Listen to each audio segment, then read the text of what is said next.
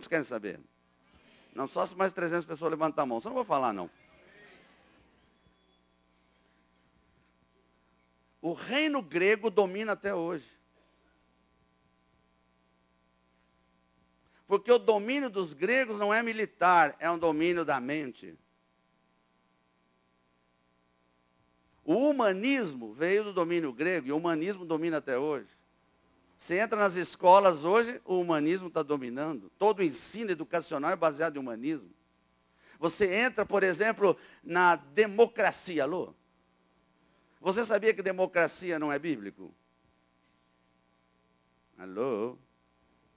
Por isso que tem muita igreja que não vai para frente, igreja democrata. Igreja democrata é a igreja do povo. Deus não é democrata, Deus é teocrata. E democracia veio da Grécia. Quer ver uma outra coisa que veio da Grécia que domina o mundo inteiro e o mundo todo para, até hoje? Olimpíadas. Alô? É a Grécia. Por isso que a Bíblia diz que dominaria o mundo inteiro. E tem mais, alô? Tem muita gente que pensa que os ídolos vieram de Roma. A idolatria veio de Roma. Tem gente que pensa ainda isso. Meu irmão, os romanos não tinham ídolos. Quando os romanos dominaram, o quarto império era romano, o terceiro foi grego. Então, romano dominou sobre quem? Sobre os gregos. Quando eles dominaram os gregos, eles pegaram todos os deuses do Olimpo e trouxeram para Roma. E isso foi gerando uma idolatria romana que chegou até nós hoje, misturado com africano. Você já viu o que deu? Alô? Então, olha para você e fala assim, quem domina até hoje é os gregos. Mas tem uma pedra.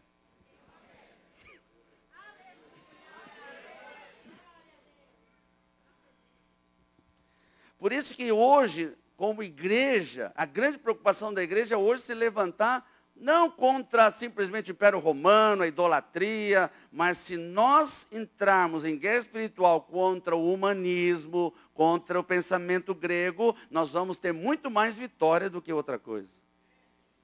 Amém? Olha para o teu irmãozinho e fala, está entendendo? Verso 44 para encerrar esse assunto.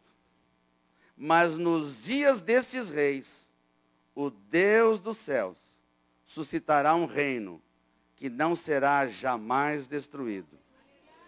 Este reino não passará a outro povo. Esmiuçará, consumirá todos estes reinos, mas ele mesmo subsistirá para sempre. Agora vamos fazer a ligação. Tudo bem? Ok. O Império Romano dominava um determinado tipo de países. Na época de Jesus, Roma dominou toda a parte da Ásia. Israel entrou no rolo.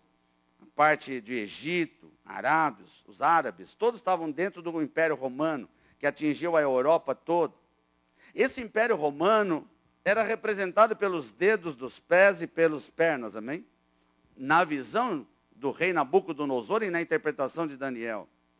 Mas quando você chega em Daniel, naquela leitura que nós fizemos no primeiro dia, no capítulo 9, ele disse que o povo de um príncipe que há de vir destruirá a cidade. Quem destruiu a cidade foi o Império Romano. Tudo bem? E esse príncipe, nós sabemos que vem do Império Romano, mas a gente fica pensando, hoje não existe mais Império Romano. Então nós temos que descobrir como que era o Império Romano e quem representa o Império Romano hoje. E você descobre que quando a Europa se uniu, ela restaurou o antigo Império Romano.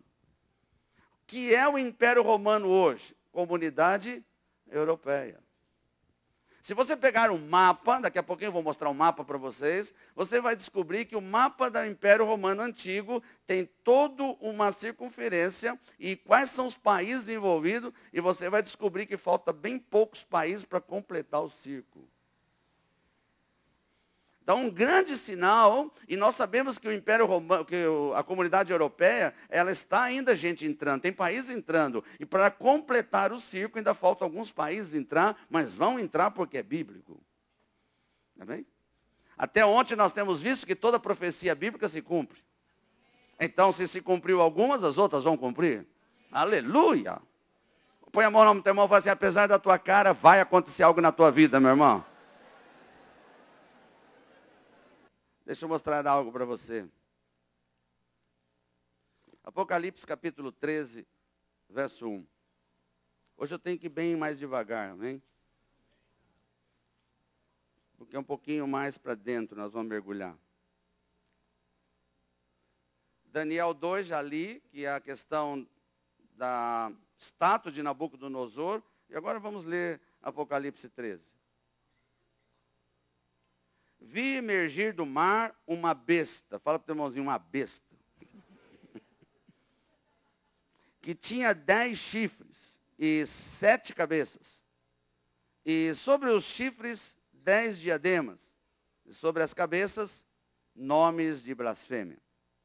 A besta que vi era semelhante a leopardo, com pés como de urso, a boca como de leão. E deu-lhe o dragão o seu poder, o seu trono e grande autoridade.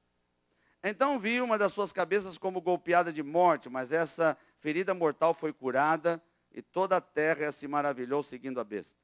E adoraram o dragão, porque deu a sua autoridade à besta. Também adoraram a besta, dizendo, quem é semelhante à besta? Fala para o irmãozinho, quem é semelhante a essa besta? Quem pode pelejar contra ela? E foi-lhe dada uma boca que proferia arrogâncias e blasfêmias e autoridade para agir 42 meses. Fala para o irmãozinho, 42 meses? É, exatamente. 3 anos e meio. Fala assim, você lembra alguma coisa de 3 anos e meio? Falamos sobre isso, a última semana de Daniel. Lembra?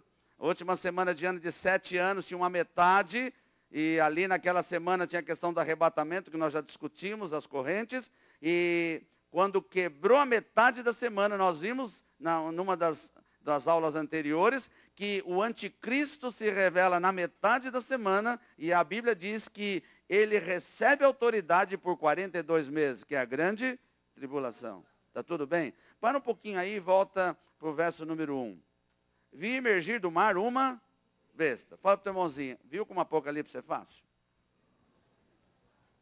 Em primeiro lugar, a palavra mar aqui significa povos. Povos. Então, a visão de João, que quando uma pessoa está arrebatada em espírito de verdade, irmão, ele não sabe interpretar quando volta o que ele viu. Então, ele trata uma figura entendido daquilo.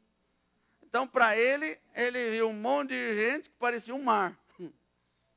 E aí levanta de um monte de gente um homem de autoridade. Besta é uma pessoa de autoridade humana. Então levanta uma besta, ou seja, um homem de autoridade no meio de um povo. Esta besta tinha 10 chifres. O que representa 10 chifres?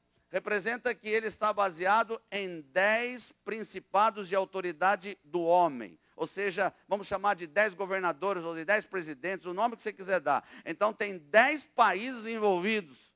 E cada país tem um líder, e estes 10, nos 10 está a besta, amém? Que é maior que todos os 10, alô? Então essa besta tem autoridade de 10, tudo bem? Olha o teu irmãozinho e fala, você está com aquela cara de novo.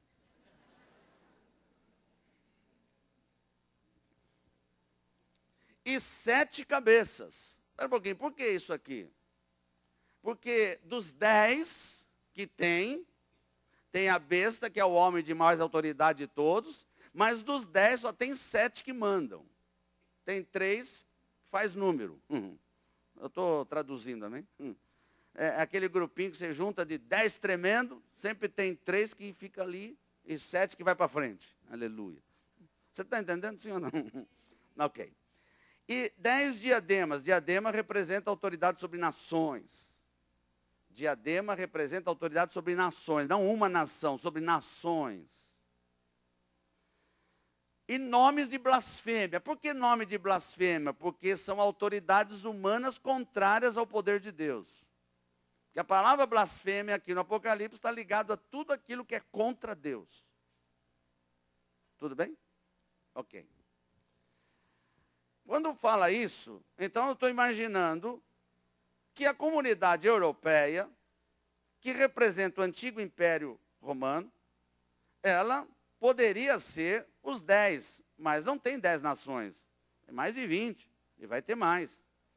Então não é a comunidade europeia. Eu lembro que quando eu dei esse seminário, a gente estava imaginando isso, a comunidade europeia estava começando a se firmar, e eram 4, 5, 6 países, e eu imaginava assim, quando chegar no 10º, cumpriu a profecia. Mas aí passou de 10. Falei assim, falhou. Né? Mas eu quero dizer algo para você, o esquema não é a comunidade europeia. A comunidade europeia é o início do projeto dos 10. Alô? Quem são esses 10? Quantos querem saber quem são esses 10? O mundo hoje está dividido em 10 comunidades econômicas. Então, a comunidade europeia foi o piloto para ver como é que se junta um monte de nações e se torna uma nação só. Então, a comunidade europeia hoje é o piloto de tudo. Por isso que a besta vai sair de lá. Por isso que o anticristo vem de lá. E daqui a pouquinho eu vou falar com ele, mas pode ter certeza que ele tem descendência judaica. Mas ele vai sair da comunidade europeia, que é o piloto. O que você tem na comunidade europeia hoje? Você tem muitos países que não tem mais fronteira. Alô? Moeda? Tem alguns países que ainda não aderiram, apesar de faz parte da comunidade europeia, ainda não aderiram, mas vão ter que aderir com o tempo. Outra coisa, já há o projeto, já está assinado de um exército único. Alô? E quer queira ou quer não, dos 10, tem 3 que já se levantaram, que comandam tudo. Alemanha,